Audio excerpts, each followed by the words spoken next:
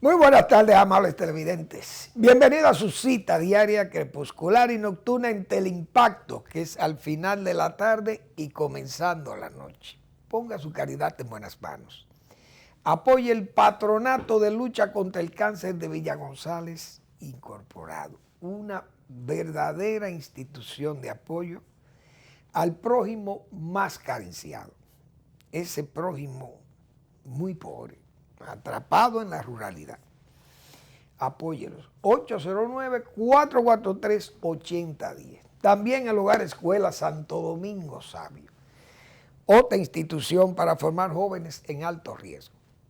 Avenida Independencia, casi esquina Avenida General Gregorio Luperón, aquí en Santo Domingo. También merece de su caridad. Bien. Bueno, la semana es la Semana Santa. Se inicia ya los tiempos de procesiones han sido aplazados. La iglesia es consciente de esa situación porque el distanciamiento es difícil de guardar en las procesiones religiosas.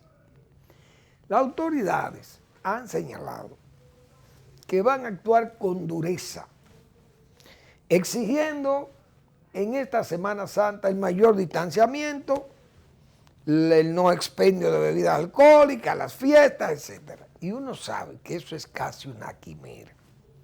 Conociendo uno el pueblo dominicano y conociendo uno cómo son las cosas aquí, la tolerancia y cómo se quiere también, la autoridad ha mostrado cierta flexibilidad y diríamos que ha dejado casi que las cosas fluyan casi normal o cuasi normal. Porque hemos dicho, en República Dominicana se vive como si ya el virus estuviera pasando. Y Europa y América del Sur prácticamente al cierre por problemas del virus. Hasta Estados Unidos hay zonas, Nueva York, New Jersey, que se señalan que están todavía muy activas, que el virus está muy activo. Y nosotros tenemos una apertura aquí que uno sabe que ahora en Semana Santa habrá problemas con ello. De todas formas, las advertencias las ha hecho la autoridad. Vamos a ver hasta dónde llega la resiedumbre de estas medidas o la dureza, porque las medidas son coercitivas, de verdad, no es fácil pararle música y alcohol y reuniones y sabiendo uno cómo es nuestro país. Y en los hoteles, en las playas, en los ríos, en las montañas, en los centros de diversión, bueno, la autoridad se pondrá loca. De todas formas, vamos a ver cómo suceden los hechos de Semana Santa que siguen siendo preocupantes para las autoridades y para la mayoría del pueblo dominicano que ve con cierta precaución esa situación de apertura que hay en este asunto de las diversiones propias de la Semana Santa. Hay que verla, cómo se va a desarrollar todo esto. Luego de este plan, el lunes comienzan una apertura semipresencial y diríamos que masiva de estudiantes en las escuelas primarias, escuelas intermedias, no sé las secundarias, pero me imagino que irán las secundarias también. Y eso, no hay duda que también es otra preocupación. Entonces, viene la apertura. Al mismo tiempo, las autoridades piensan poner en ejecución el plan contra la violencia y la delincuencia. Y la verdad, como que es mucho, piensa uno, tantas ocupaciones en tiempo con esta pandemia, porque si estuviéramos normales eso fuera un juego, excepto el plan ya de contra delincuencia que necesita de más afinidad de esas cosas. Yo no sé realmente cómo va a emprender el gobierno eso. Se han señalado otros planes, los gobiernos anteriores han hecho planes y han hecho de todo contra la delincuencia, pero nadie ha hablado de movilizar lo que siempre fue la peor preocupación contra la alta delincuencia en el país y en toda esta América, que fue el famoso Código Procesal Penal. Pero nadie habla de eso. Ninguno de los gobernantes del 97 para acá, que creo que fue en el 97, o en el 98, o fue en el siglo XX, finales del siglo XX, cuando se impuso ese código, que todo el mundo le llamó el Código de los Delincuentes. Y un amigo, que ya está desaparecido, mi amigo Aristófanes Urbáez, que en paz descanse.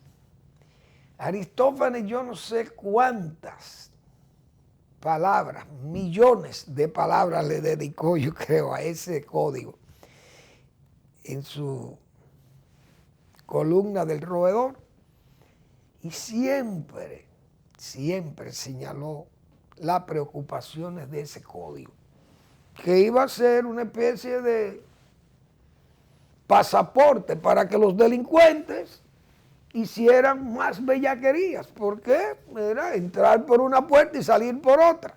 Y entonces ese código le ponía las dificultades a las víctimas y los delincuentes se dieron cuenta que con ese código procesal era fácil delinquir y seguir delinquiendo. Y así se incrementó el crimen en la República Dominicana. Hemos señalado nosotros lo que pasó aquí en los tiempos de Balaguer. No había ese código procesal, había más discrecionalidad para la autoridad, es verdad, se abusaba más también, pero había control en esa cárcel preventiva de la fe. Ahí estaban todos los jóvenes, porque esa franja etaria, hemos dicho que es la franja de más participación en la delincuencia. Entonces, claro, para las cosas que uno ve, por ejemplo, en Colombia, todavía, o México, aquí los delincuentes de este país son todavía niños de mamas. Porque uno ve esos videos de Colombia, las noticias de Colombia, y uno, mire, señores, esas son cosas, y van a llegar aquí, bandas de jóvenes en los barrios, ahí no se puede entrar, un camión que entra ahí lo van a desvalijar. La policía ni cuenta se da y ponen cámaras por donde quiera, pero la policía parece que le tiene hasta miedo. En Colombia, óigase bien, que son unos policías y unos guardias entrenados, probados, contra delincuentes comunes y delincuentes políticos. Imagínense ustedes que hay zonas en Bogotá que no entra esa policía, porque es una cosa terrible.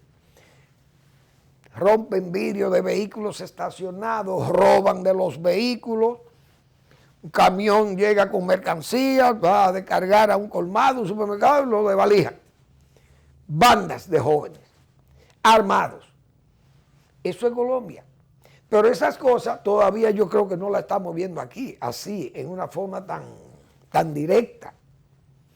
Porque hay robos, hay atracos, motocicletas, etcétera, y va un carro, se desmontan 4 delincuentes, roban, pero este modelo de delincuencia, ese de Colombia, a mí me ha dejado sorprendido porque usted no puede pasar por una calle, le destruyen el vehículo, porque algo hay que robar ahí.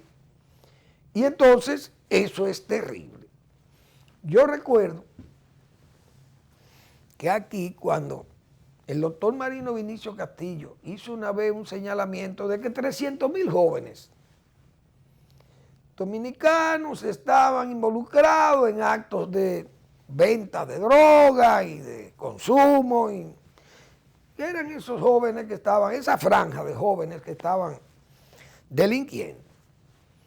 Eso fue para muchas voces de la opinión pública de este país. Yo recuerdo, hombre como yo creo que don Rafael Herrera, eso editorializaban de ese tremendismo de Vincho, porque Vincho hablaba de la colombianización del país, la mexicanización de la República Dominicana. Y eso era un tremendismo de Vinci. Hoy, después que el narcotráfico creció, echó raíces, corrompió todos los sectores de la vida nacional, prácticamente a todos, entonces, por lo menos los de poder político están todos corrompidos. Y entonces el sicariato, esas cosas aquí no se veían, esos sicarios, secuestros y esas cosas, se veían secuestros políticos, pero no secuestros económicos. Bueno, entonces ya nos dimos cuenta que Vinci tenía razón cuando se hablaba de colombianización. Es decir, todavía hay cosas de Colombia que faltan asentarse aquí y crecer aquí, desarrollarse, como ese modelo de asalto que usan esos jóvenes. Que repito, no lo he visto aquí. Pero, entonces con una policía que está como, no voy a decir que metida en miedo, pero no dejan de tener miedo, porque los policías están prácticamente vendidos. Adentro hay muchísimos delincuentes. La policía no puede hacer ni siquiera uso de una buena inteligencia en los barrios, porque ¿quién le colabora a la policía si lo denuncian los mismos policías?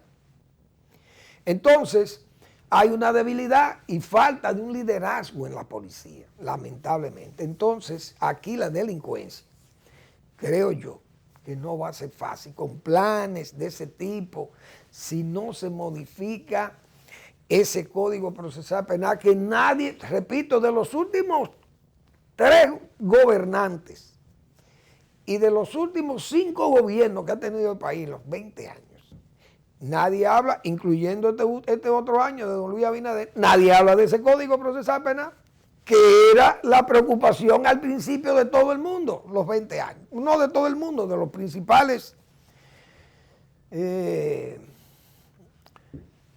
preocupados que se convirtieron en voceros de la sociedad, diciéndole las debilidades de ese plan, de ese código. Nadie hizo caso. Se dijo, sin ser profetas, que eso iba a incrementar el crimen. ¿Y qué es lo que se ha incrementado? El crimen. Vamos a una breve pausa y regresamos.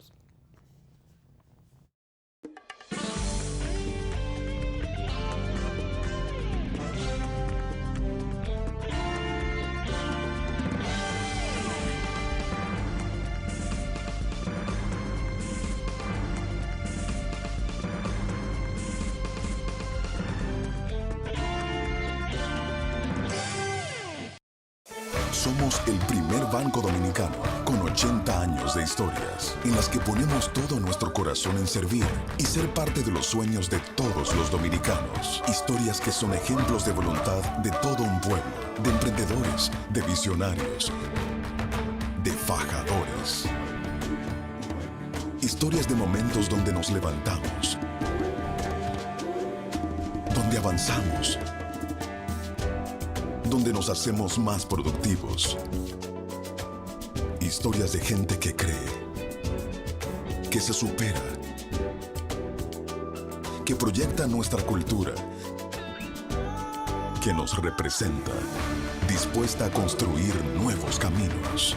80 años sumando historias que nos llevan a nuevas fronteras, como el inspirador de la voluntad de todo un pueblo. Banreservas, el banco de todos los dominicanos. El Banco Central hace política monetaria. Para ello, utiliza la tasa de política monetaria, buscando incidir en las tasas de interés a que los bancos captan ahorros y prestan para el consumo de los hogares y la inversión de las empresas. El objetivo de la política monetaria es mantener la inflación en torno a una meta definida por el Banco Central, logrando la estabilidad de precios y contribuyendo a crear las condiciones para un crecimiento económico sostenido. Banco Central de la República Dominicana, por la estabilidad y el crecimiento. En Idopril, velamos porque los derechos de seguridad laboral de los trabajadores sean respetados a través de la Ley 397-19, beneficiando así a más de 2 millones de empleados en el sector público y privado. Idopril, salud y seguridad laboral, responsabilidad de todos. Para más información, accede a nuestro portal web www.idopril.gov.do.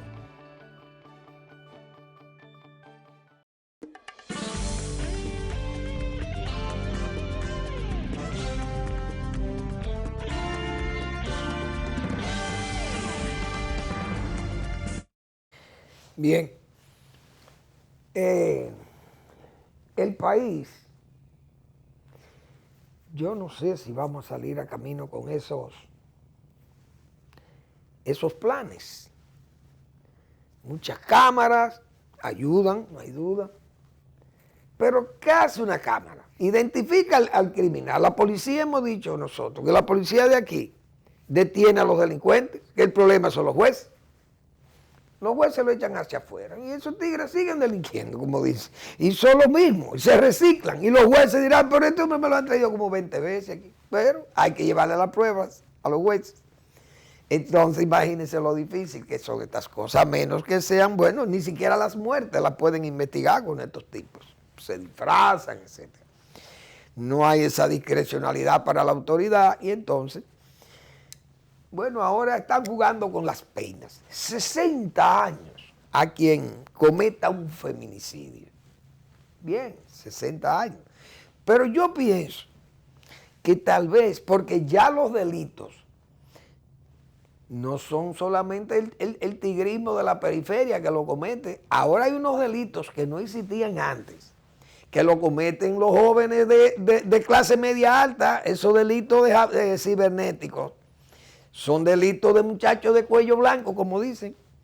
Entonces ahora ya ha crecido más la franja, además de la franja etaria, está la franja social, ha crecido, porque los delitos, repito, esos delitos son delitos propios de esas franjas de jóvenes con un nivel social mayor que el del muchacho del barrio de la periferia, del tugurio, que está atrapado en la pobreza, en la miseria y en todo eso. Entonces yo pensando en una de mis, diríamos, de esos momentos que uno comienza a buscar, a ver por dónde, si hay cosas que uno puede idear o idealizar. Yo pensaba que algunas vallas pueden dar resultados, algunas vallas de estas pizarras electrónicas que hay en la ciudad, o poner vallas que le señalen a todo esto, a esa franja etaria, como he dicho, porque ahí es que está la franja del crimen, entre los 16 y los 35 años. Ahí es que están todos los delincuentes, están ahí, de cuello blanco y de cuello sucio, o cuello raído. Y poner esas vallas con las sentencias, porque se condena a muchísima gente a 20 y a 25 y 30 años. Por homicidios y cosas de esto, y robos y feminicidios, los que quedan vivos, que no se matan, y bueno, ok. Pero poner vallas con las condenas que le tocan por cada delito de eso, para que los jóvenes sepan a qué se están exponiendo, de que usted mata a su mujer y usted no se mata, a usted le van a gastar 60 años. Pero ponerlo ahí, es decir, que tú tienes 25 años y te cantan 60, tú vas a salir de la cárcel mínimo cuando tengas 80 años. O sea, usted se perdió, ya usted es muerto vivo. Que el que mata a otro en homicidio voluntario, con acechanza y todas esas cosas, son 30 años. Y usted tiene 25, es decir, que usted a los 55 años es que va a salir de la cárcel. Y que las vallas lo digan. Todas esas sentencias y todas esas penas, la dureza de las penas y la dureza de las cárceles, mostrar imágenes en las principales esquinas de las ciudades grandes de donde el crimen está incrementado y estos jóvenes andan locos y consumen droga y hacen de todo.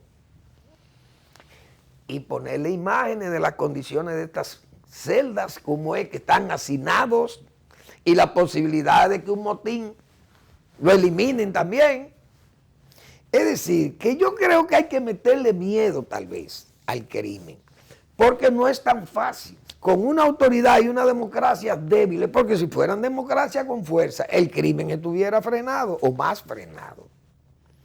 Porque ustedes pueden estar seguros que en Filipinas el crimen tiene que estar frenado con ese señor Duterte, que eso llegó allí como una tromba marina.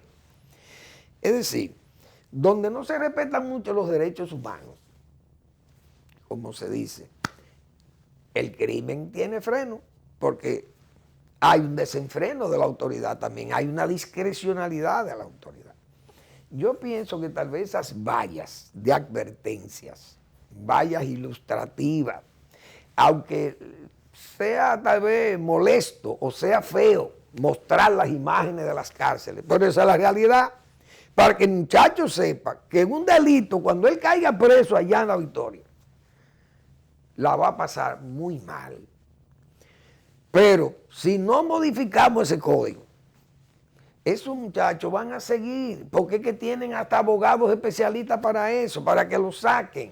Entonces las víctimas no pueden perder su tiempo yendo a un tribunal de 70 veces, 60, 50, y expuesto a que le agreda el propio agresor. Bueno, es una cosa que, bueno, por lo que saben y han dicho, uno sabe que es así. Que muchos de estos delincuentes se han envalentonado porque los jueces tienen que echarlo a la calle. Y entonces, y la policía ya no lo mata tampoco, no hay intercambio de disparos. Eso, en resumen, vamos a ver. Porque fíjense cómo hasta en este toque de queda y todas estas medidas se han ido debilitando. Esa dureza que se anunció de las mascarillas, no bebidas alcohólicas, no se va a extender las bebidas alcohólicas, la bulla, el distanciamiento, el desplazamiento, qué sé yo, con los dedos cruzados. Bien, hay una situación que nosotros hemos hablado muchas veces aquí de ella y que a mí me preocupan porque uno ve al presidente de la República con buenas intenciones. La esperanza de que salgamos a camino, de que el gobierno siga trillando senderos seguros, que no se muestren aquellos temores a ese pasado que tuvimos en que el pasado del Partido Revolucionario Dominicano, que es el padre fundador o la fuente de la génesis del PRM que hoy gobierna, fue el PRD. Entonces el PRD se recuerda todas aquellas luchas fratricidas, las tendencias, las querellas continuas que tenía ese partido, los gobiernos asediados por todas esas querellas también de tendencias. Bueno, el PRD era un partido que, como hemos dicho otras veces, siempre se le tuvo aquí el deseo de que fuera al poder, pero de que llegaba al poder se deploraba que tuviera en el poder por todas esas cosas. El gobierno ha ido sorteando muchos de estos temores fundadamente válidos por esa experiencia de que la historia tiende a repetir sus situaciones. Y esas cosas deben advertir al PRD, o al PRM, perdón, que las cosas tienen que ser tomadas con prudencia. Que el presidente es prudente. Que el presidente hasta ahora luce el liderazgo, no único, pero luce ser el líder de ese partido, como presidente al fin, y que lo que él ordena se cumple. Muy bien. Pero hay como ciertas tentaciones de gente ahí que hacen y dicen cosas que si no se le pone freno temprano a eso, el gobierno puede tener desviaciones dolorosas mañana. Si sale un viceministro hablando de cosas que tal vez cree que eso es verdad, y va a dar, como se dice, una especie de palo noticioso, como si él fuera un periodista. Pero resulta que el viceministro lo que hace es que enciende las alarmas de los sectores que están verdaderamente preocupados y al frente de sacar al país a camino con este asunto de la pandemia y de la, diríamos, de la parada, el parón de la economía obligado por la pandemia. Entonces viene un viceministro y olímpicamente dice, ya la política monetaria está agotada. Óigame, y eso tuvo que levantar las alarmas de la gobernación del Banco Central, la Junta Monetaria y el propio ministro de Economía, el propio, diríamos, el jefe del que dijo eso. Pero eso no se amonesta, porque una situación como esa, un funcionario que hace, renuncia y dice, no, pues yo metí la pata, déjame salir de esto. Y renuncia, pone la renuncia, presidente, mire, los errores hay que pagarlos con esto, yo cometí un error.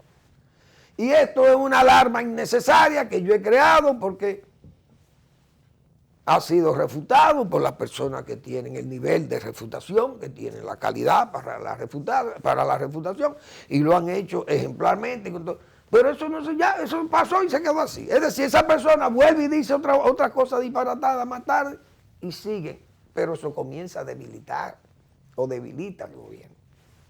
Una ministra de la mujer viene y se pone en una posición cuasi de rebeldía, vamos a decir. Porque eso va en contra de todo lo que es democracia. Y un gobierno respetuoso de la democracia como este. Entonces esa ministra viene y dice y ordena que sus empleados no pueden ni hablar de las causales que se están discutiendo para el asunto este del aborto. Pero también le impide no solamente que hablen, sino que tampoco pueden ir a unas manifestaciones. O sea, una mujer que está realmente afectada, bueno, será de esa ebriedad con que estos grupos, estos colectivos, que más que echándosela de vanguardistas, lo que lucen es como verdaderos mercenarios, defendiendo agendas extranjeras que van dirigidas a dinamitar prácticamente la ética y la moral de los derechos de los propios ciudadanos, con agendas rarísimas que estos pueblos todavía no aceptan esas cosas. Pero la iglesia es una iglesia conservadora, un catolicismo conservador. ¿Por qué? Porque, bueno, la iglesia tiene esas condicionalidades que le pone a sus feligreses y a sus sacerdotes. Miren, no hay sacerdotisas, pero esos grupos pagados por agenda de todos los tipos, desde sodomitas hasta agenda de control de poblaciones y repartición de población y fusión de naciones, pero pues todo eso lo hemos visto aquí. Entonces, que gente del gobierno luzca apoyando las protestas de la calle, esas protestas que terminan en esos delirios por diríamos, esos colectivos que se han dedicado a usar la calle, ebrios de lucha y que quieren mostrar sus músculos a los gobiernos y a las autoridades y a los congresos, y entonces apelan a conquistar a todo y prácticamente a insultar. La iglesia han estado prácticamente aquí contra la pared con esos grupos. Si no fuera por la fortaleza moral de la iglesia y sus años de vigencia, estos grupos y esos centros de poder las iglesias las tuvieran prácticamente de rodillas, en penitencia. Es verdad que las iglesias han hecho muchas barbaridades en las iglesias, se han cubierto muchos sinvergüenzas. Hemos dicho nosotros aquí que muchos curas y dignatarios de la iglesia siempre han pedido las penas máximas, las penas más duras para el delito común. Y a ellos siempre reservado, como hemos dicho, las manos acogedoras del perdón, la penitencia, el claustro purificador o la absolución cuando estos pederastas, curas pederastas, que son absueltos por la confesión, no confesaron y eso se quedó ahí. ya la justicia secular anda detrás de ellos también. Y entonces la iglesia, que admite que han pasado todas esas cosas, ¿qué ha hecho? Pagar. Está pagando, compensando a sus víctimas. Admite el error, pero lo está compensando en una forma pragmática.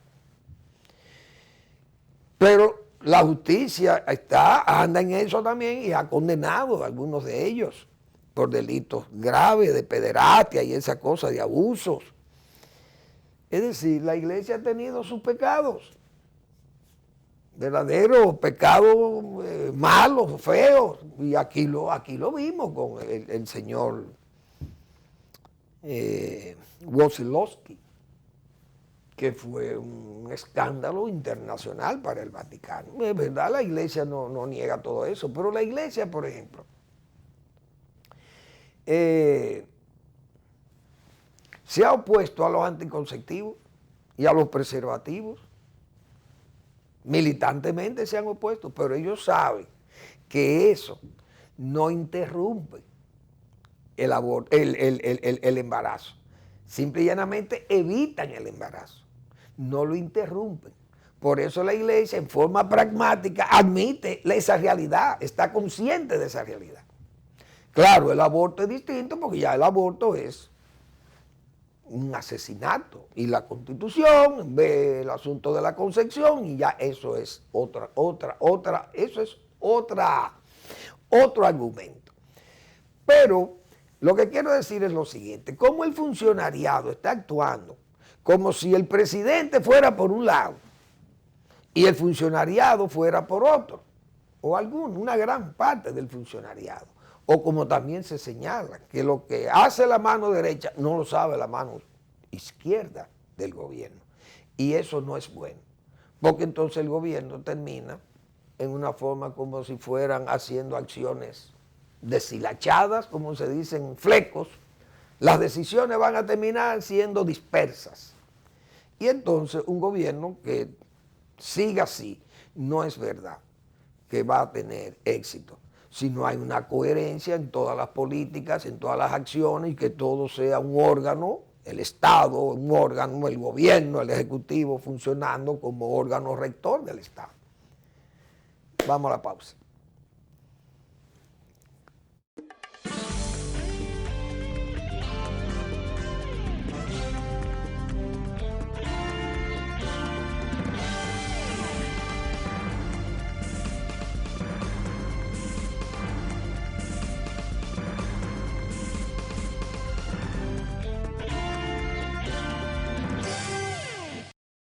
Somos el primer banco dominicano con 80 años de historias en las que ponemos todo nuestro corazón en servir y ser parte de los sueños de todos los dominicanos. Historias que son ejemplos de voluntad de todo un pueblo, de emprendedores, de visionarios, de fajadores.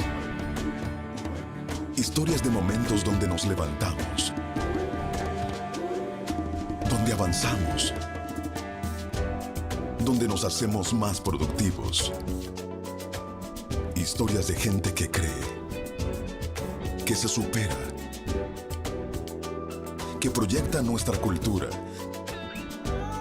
que nos representa, dispuesta a construir nuevos caminos. 80 años sumando historias que nos llevan a nuevas fronteras, como el inspirador de la voluntad de todo un pueblo. Banreservas, el banco de todos los dominicanos. El Banco Central hace política monetaria. Para ello, utiliza la tasa de política monetaria, buscando incidir en las tasas de interés a que los bancos captan ahorros y prestan para el consumo de los hogares y la inversión de las empresas. El objetivo de la política monetaria es mantener la inflación en torno a una meta definida por el Banco Central, logrando la estabilidad de precios y contribuyendo a crear las condiciones para un crecimiento económico sostenido. Banco Central de la República Dominicana, por la estabilidad y el crecimiento. En Idopril, velamos porque los derechos de seguridad laboral de los trabajadores sean respetados a través de la Ley 397-19, beneficiando así a más de 2 millones de empleados en el sector público y privado. Idopril, salud y seguridad laboral, responsabilidad de todos. Para más información, accede a nuestro portal web www.idopril.gov.do. En San José de las Matas, que hemos señalado aquí, es el más ecológico de los municipios. Está en venta esa parcela de 112 tareas. Esa es una vista, nada más, una, diríamos, parcial. Pero fíjense en los detalles. Mire ese bosque precioso de coníferas allá. Usted se interna ahí y usted va a disfrutar de los secretos de ese bosque. Ahí tiene una vista aérea de la parcela y tiene todas las facilidades viales, tiene hasta permiso de producir en invernadero, 40 tareas ya, como hemos dicho, sembrada de café de aroma, café de altura. Fíjense la calidad de ese suelo, miren la uniformidad de ese cultivo de ajíes en un momento dado, con un buen sistema de irrigación por goteo. Bueno, ahí tiene otra vista de la parcela, es decir, es una verdadera joya viva de la naturaleza. Contacta a doña Magalis Bello en el 809-350-6355 para más detalles.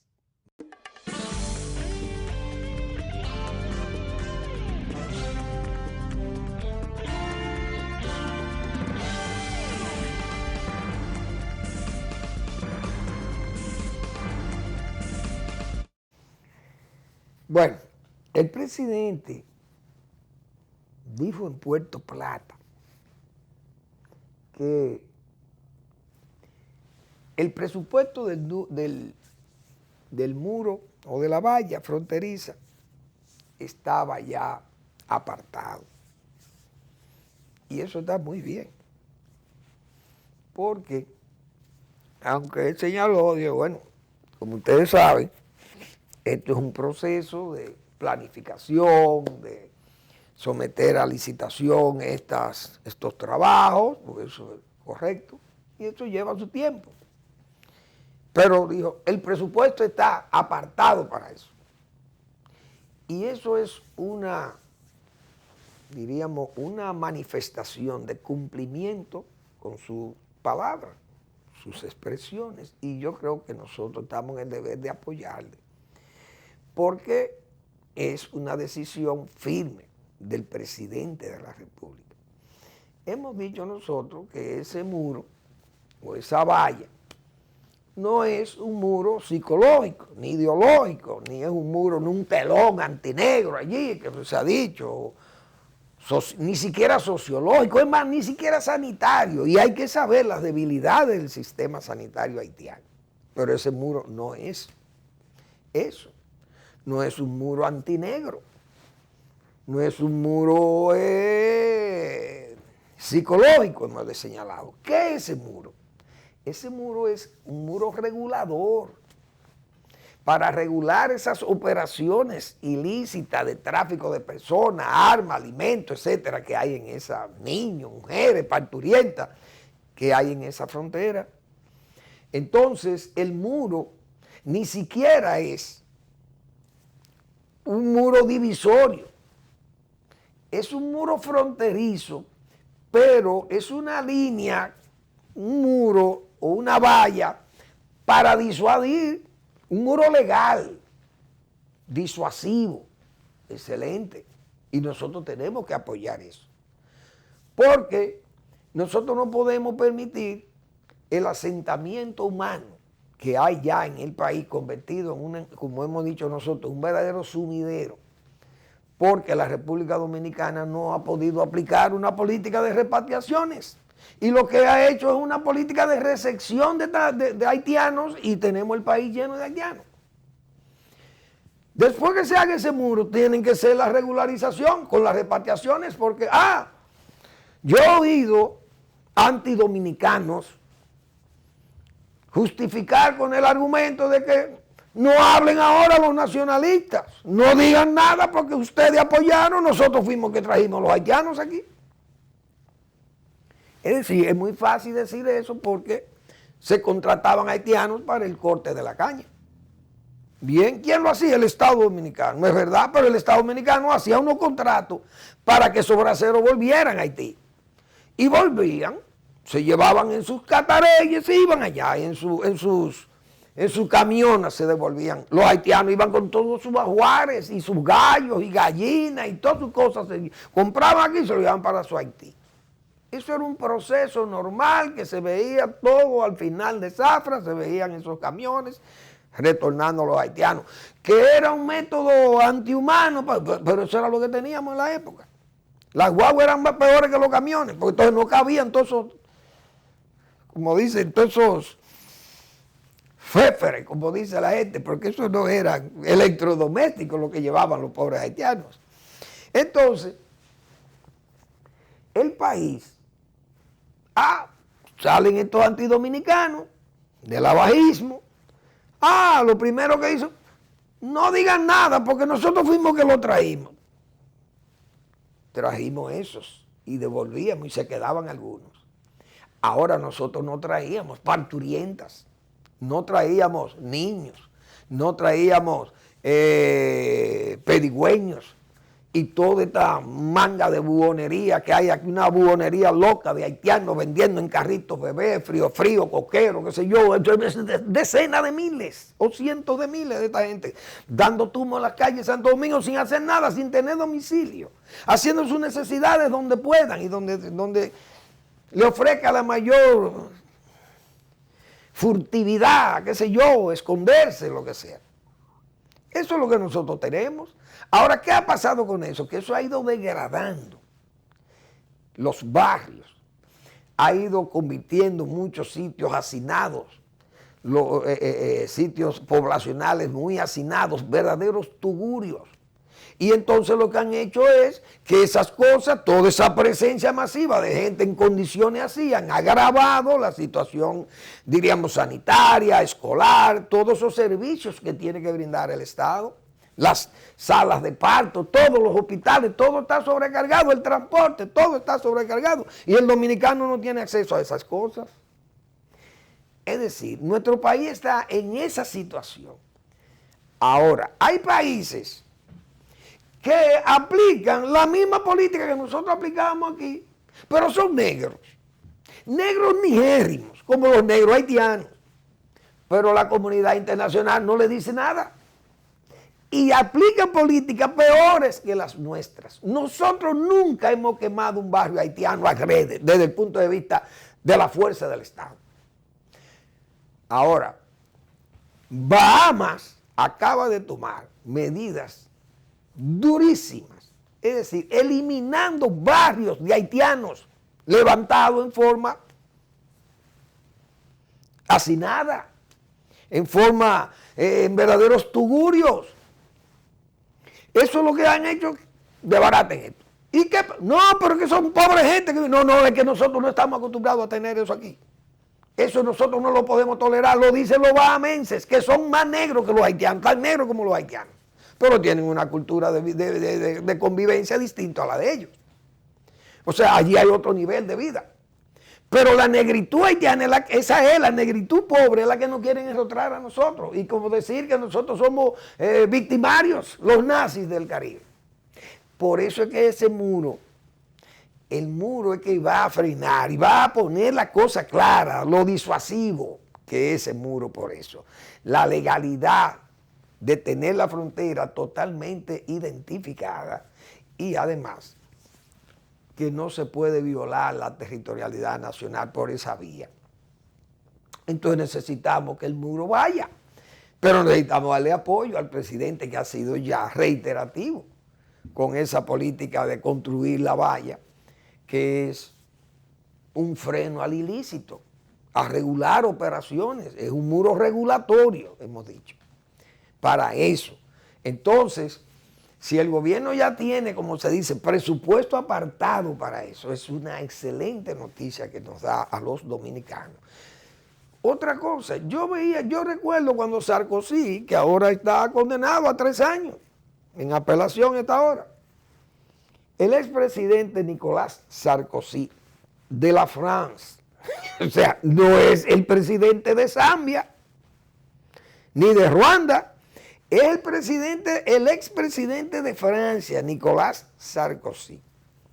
Ese señor, siendo presidente, hizo lo mismo que los bahamenses con los romaníes en Francia, o los gitanos, romaníes, que le llaman también romaníes, vienen de esas zonas de Rumania, Albania, en esas zonas por ahí, de los Balcanes. Entonces, ¿qué hizo Sarkozy? Derribó todos esos barrios de esos indigentes prácticamente. Francia no tolera eso. Pero Francia fue también y derrumbó otros campamentos de unos refugiados que habían a la entrada del túnel que va al Canal de la Mancha. Oh, ¿y qué condena sufrió Francia por eso? Ninguna. Entonces nosotros que no hemos llegado ahí todavía, que no hemos derribado una casa de un haitiano, una casa no, un tugurio de los haitianos, porque aquí hablamos de matamosquitos y nos cansamos de hablar de matamosquitos, allá en Bávaro, en Punta Cana.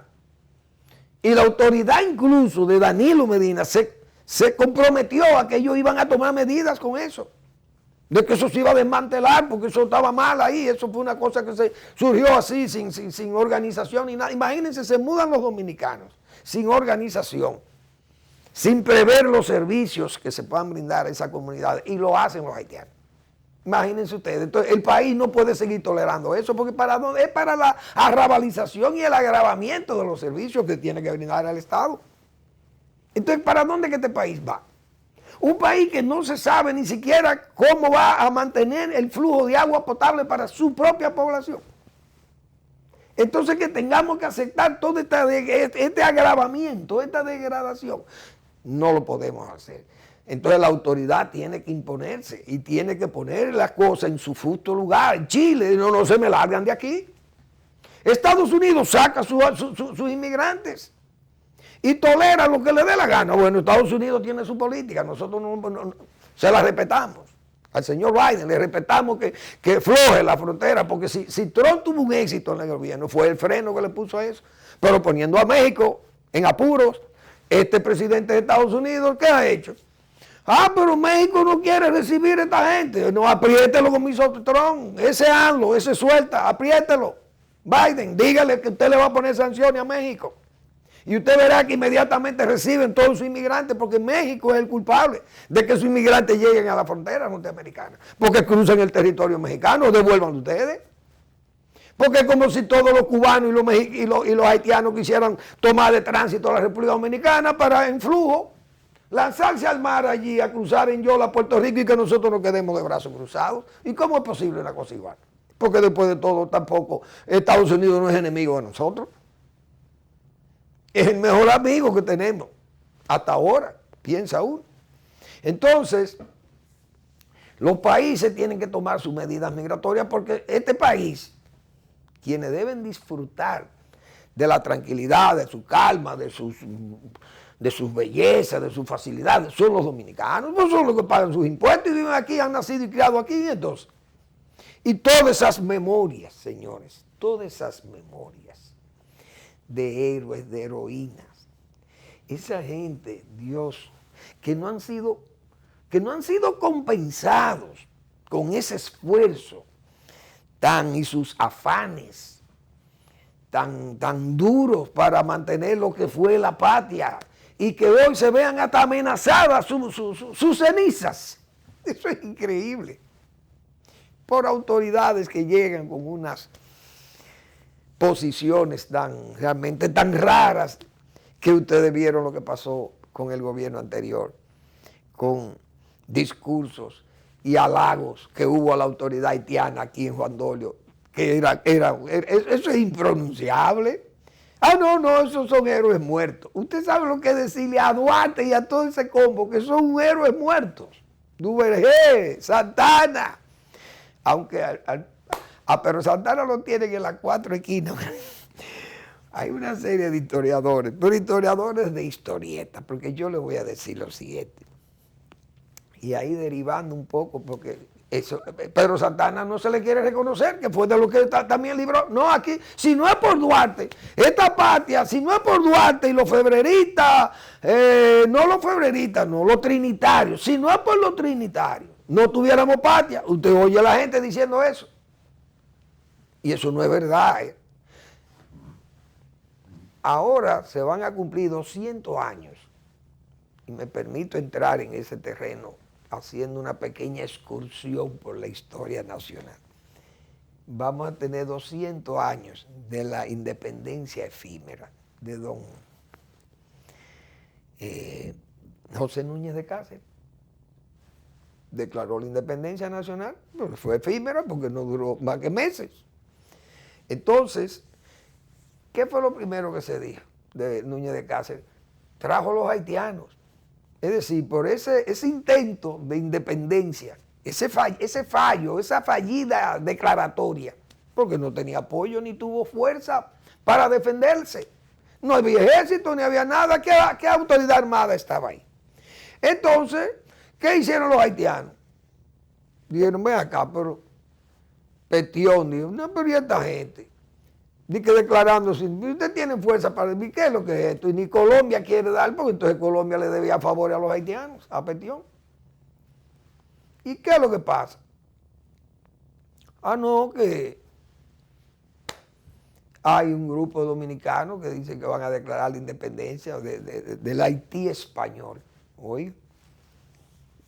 Y eso, pues, envalentonó a los haitianos. No, hombre, aquí, mira, Núñez de Cáceres, esto es territorio de nosotros. Ahora, si Núñez de Cáceres encuentra a Santana y a su peonada y todo ese grupo de gente que dijo que fueron no arriados, no arrastrados, se puede decir, por el valor de lo que iban adelante de Santana y ese grupo, entonces, dieron el ejemplo. Entonces, la patria de Duarte le hubiera pasado igualito que a la patria de Núñez de Cáceres. Pero encontraron estos hombres, estos macheteros, estos fusileros, estos sablistas y fusileros, aparecieron estos Santana, de tal forma que hasta me puse yo a analizar, digo, señores, pero las independencias, la única independencia que sus padres de la patria no tiran un tiro, o uno de ellos, el único que tiró un tiro de ellos fue Mella, el único guapo, o no guapo, sino guerrero. ¿Por qué? Duarte no tiró tiro. Y Sánchez no se le conoce en historia de ser un hombre de armas. Pero Mella sí. Ahora, Carlos Manuel de Céspedes es el padre de la patria cubana, no es José Martí. No es asunto de idealismo, es asunto de machete, de sable, el sablista y el fusilero.